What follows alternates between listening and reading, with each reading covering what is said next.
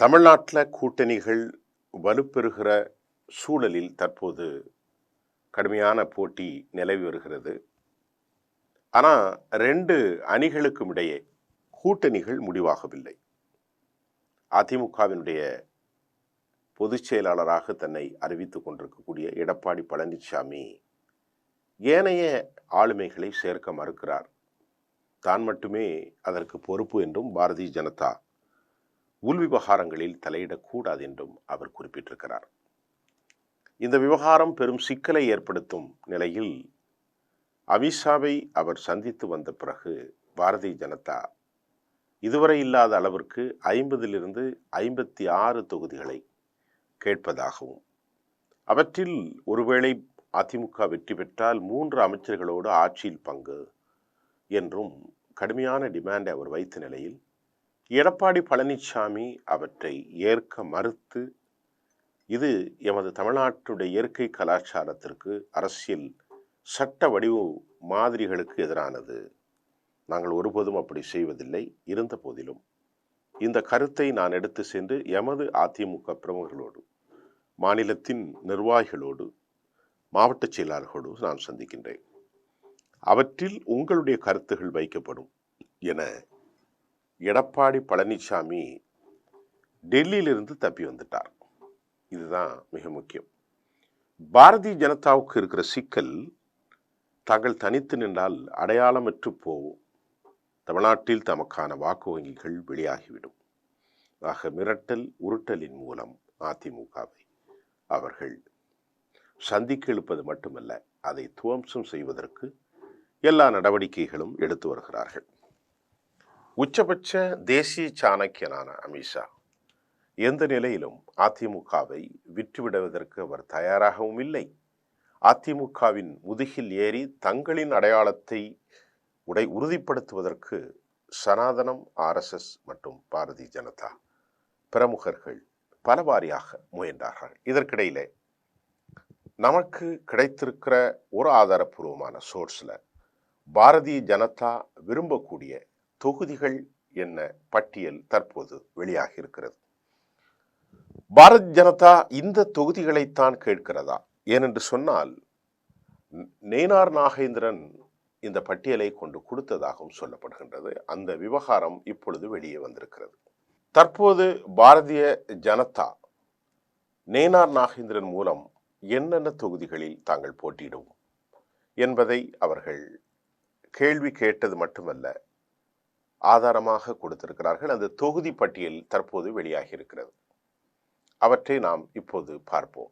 முதலில் பாரதிய ஜனதா கேட்கிற தொகுதிகள் திருத்தணி, காஞ்சிபுரம், ஆவடி, அம்பத்தூர், துறைமுகம், மெட்ராஸ், சென்னை துறைமுகம், சென்னை 1000 விளக்கு, மயிலாப்பூர், தாம்பரம், திருப்போரூர், சிங்காநல்லூர், கோவை தெற்கு, திருப்பூர் வடக்கு, திருப்பூர் தெற்கு, தாராபுரம், அரவக்குறிச்சி, ஈரோடு கிழக்கு, மொடக்குறிச்சி, ஒசூர் தளி, திருவண்ணாமலை, பழனி, திருக்கோயிலூர், ஸ்ரீரங்கம் திருச்சி, திருச்சிராப்பள்ளி கிழக்கு,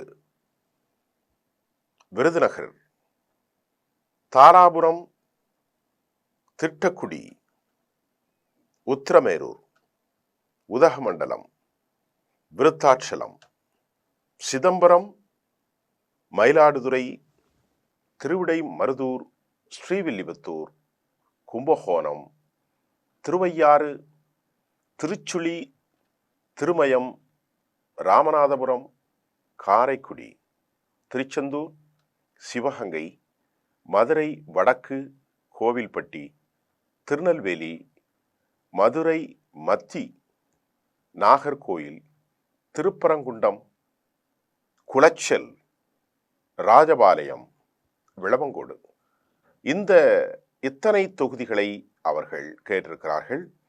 இதில் நீங்கள் பெரும்பாலும் பார்க்கின்ற போது அனைத்தும் திருக்கோயில்களின் நகரமாகவே இருக்கும்.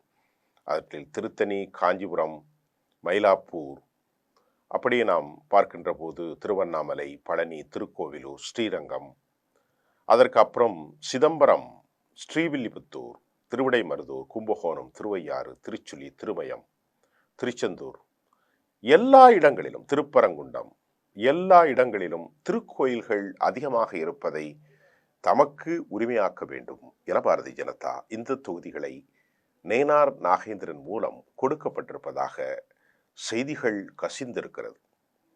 அதே நேரத்தில் பாரதிய ஜனதா கூட்டணியில் தனித்து கேட்டாலும் பாமகவினுடைய டாக்டர் அன்புமணி ராமதாஸ் அவர்கள் அதிமுகவோடு கூட்டணி அறிவித்து 17-18 தொகுதிகளும் ஒரு ராஜ்யசபா என உறுதி செய்யப்பட்டதாக சொல்லப்படுகின்றது. பாமக போட்டியிடக்கூடிய தொகுதிகளையும் அவர்கள் வழங்கியிருக்கிறார்கள். அந்த உத்தேச பட்டியலில் அவர்கள் கேட்பது காஞ்சிபுரம், செங்கல்பட்டு மாவட்டம், திருப்போரூர், விழுப்புரம் மாவட்டத்தில் விக்கிரவண்டி, செஞ்சி, வானூர், அதை போன்று அரியலூர் மாவட்டத்தின் ஜெயங்கொண்டம், கடலூர் மாவட்டத்தின் நெய்வேலி, விருத்தாச்சலம், மயிலாடுதுறை, பூம்புகார், திருவள்ளூர் மாவட்டத்தினுடைய கும்மிடிப்பூண்டி, திருத்தணி, தருமபுரி, வேலூர் மாவட்டத்தின் பெண்ணாத்தூர், திருவண்ணாமலை மாவட்டத்தின் செய்யாறு, ராணிப்பேட்டை மாவட்டத்தினுடைய ஆற்காடு ஆகிய சட்டமன்ற தொகுதிகளில் பாட்டாளி மக்கள் கட்சி போட்டியிட உள்ளதாக கூறப்படுகின்றது. இந்த விவகாரங்களில் தற்போது தெற்கு மற்றும் கோவை பகுதிகளில் கோவை கேட்டிருப்பது அதிமுகவுக்கு சற்று சிக்கலை ஏற்படுத்தலாம் என்று எதிர்பார்க்கப்படுகின்றது. இதில் முக்கியமாக அவர்கள் கேட்டிருக்கிற தொகுதிகள் அனைத்தும் அதிமுக கடந்த காலத்தின் மிக முக்கியமான தொகுதிகளாகவே அடையாளம் காணப்பட்டிருக்கிறது. அதனால் அவர்கள் இந்த விவகாரத்தை கேட்பதை எப்படி அவர்கள் எடுத்துக்கொள்ளப் போகிறார்கள்? கோயம்புத்தூர் தெற்கு, திருப்பூர் வடக்கு, திருப்பூர் தெற்கு, தாராபுரம், ஈரோடு, அரவாக்குறிச்சி, மொடக்குறிச்சி, இதையெல்லாம் கோவை மாவட்டங்களில் அவர்கள் கேட்டிருக்கிறார்கள். இது அதிமுகவுக்கு மிக மிக மிக மிக முக்கியமான தொகுதிகளாக அடையாளம் காணப்பட்டிருக்கிறது. அதே போல மயிலாடுதுறை, திருவிடைமருதூர், ஸ்ரீவில்லிபுத்தூர், திருச்சுழி, திருமயம், ராமநாதபுரம், காரைக்குடி, இவைகளையும் அவர்கள் கேட்டிருக்கிறார்கள். நிறைய இடங்கள் நான் வாசித்திருக்கிறேன். ஆகவே இந்த கூட்டணி முடிவுக்கு வருமா அல்லது அந்த கூட்டணி தொடருமா என்பதை தாண்டி நேனார் நாகேந்திரன் இவற்றை முறைப்படி மத்திய அமைச்சர் அமித்ஷாவினுடைய உத்தரவின் பேரில் தமிழ்நாட்டில் இருக்கும் தேர்தல் பணிக்குழு அடையாளம் கண்ட இடத்தில் இவற்றை கொடுத்திருக்கிறார்கள்.